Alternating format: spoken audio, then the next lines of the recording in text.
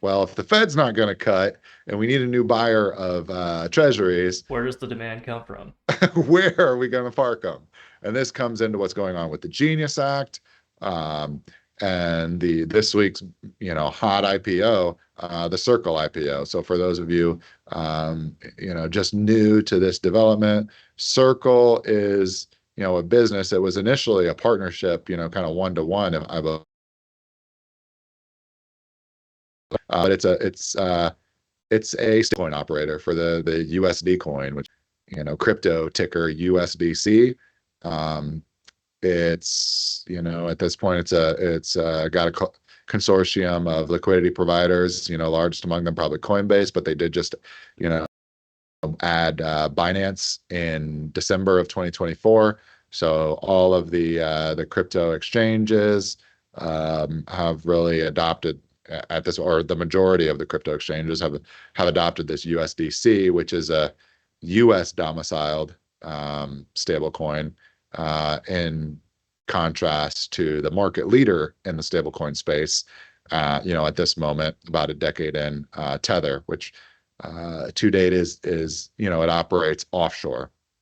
Um, just for perspective, Tether is about 154 billion in stablecoin issuance outstanding. Um, USDC is about, I want to say 64 billion is what I saw recently, I think is the figure. So Tether is about 2.5x the size of its next closest competitor, which would be USDC. So USDC just IPO'd this week. If you think about, if you're a venture capitalist and you're looking, hey, when do I want my company to IPO? You want to do it at the best possible price, right? Where you feel like you have the tailwinds at your back, all those things, market conditions are set up. And this week, you would say the Circle IPO was very hot, oversubscribed. I want to say like 25x for the placement. So it came in at a 25 billion valuation, which if you look at, I pulled here on Bloomberg a list of, equity screen for financials, or sorry, banks and payment focused companies. So consumer finance, commercial finance, et cetera. And I think the key thing here I wanted to get across, I think my screen, my image might be blocking part of this. I don't know if you can take me off the screen so everybody can see, Cameron. But yeah, so 25 billion would put Circle in the territory of like what come in as the like top 15 to 20-ish ballpark of the largest US bank holding companies. So some of the names on those lists, you see First Citizens Bank shares, Huntington Bank, Fifth Third Bank, right above it, M&T Bank, in that general area, as well as some key, just players in the banking and payments industry, which is where Circle is competing, offering an entirely new model. I'll get into that in a second in the next slide, but it just shows you, already this Circle thing, and with Genius Act coming, there will be other stable coins set up. What the market is already showing is, hey, commercial banks, watch out. Like this technology paradigm is here. You're going to have to adopt to disruptive change. So I think the from my perspective, you look at industry dynamics, like creative destruction, all of that. Um, I would be most concerned if I'm just a pure play regional commercial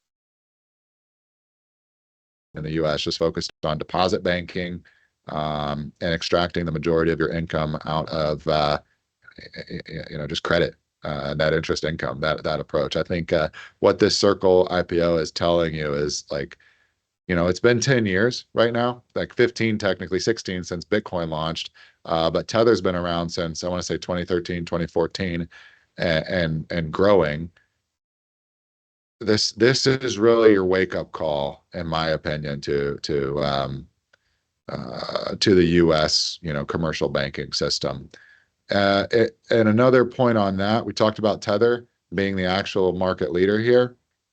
And it's pretty broadly known at this point. Tether is very public about, and they, become more and more transparent about their reserves as well as their income statement for their endeavor. It's a very small number of employees. I want to say like, 10 to 20 on staff to operate what is effectively, if you took this valuation of Circle at 25 bill, multiply it by, 2.5, you're starting to get into like a 60 to 70 billion dollar number.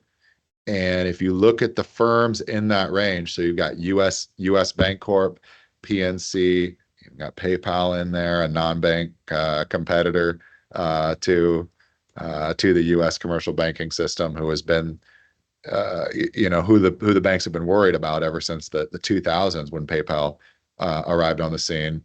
You're looking at like US Bank as the fifth largest bank holding company in the United States. So like these guys, like what this is saying is stable coins really matter.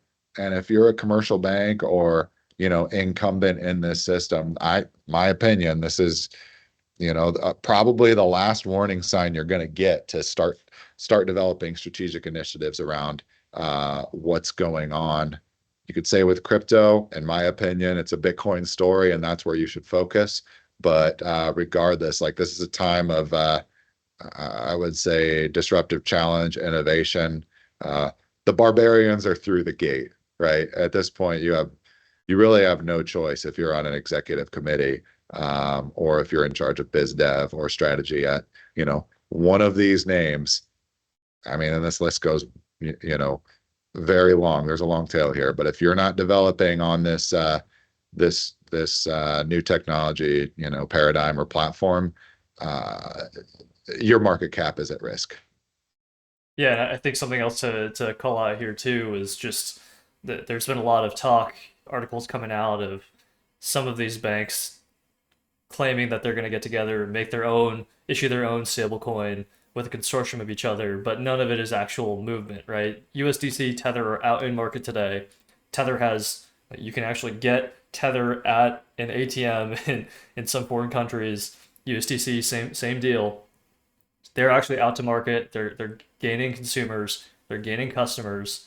But you're just not seeing the movement or the, I guess, the urgency from the U.S. banks. Some of that absolutely has to do with regulation. I wonder if with the Genius Act and all of that coming out, they're just kind of waiting to see what that looks like. But even then, if you've got the franchise name already out there, people understand what you do, how you do it, then rolling out a Tether US version is going to be a much easier task than trying to spin that up from scratch and convince people to move off of Tether or off of USDC onto your USD regulated coin that's Yeah. sponsored by these banks.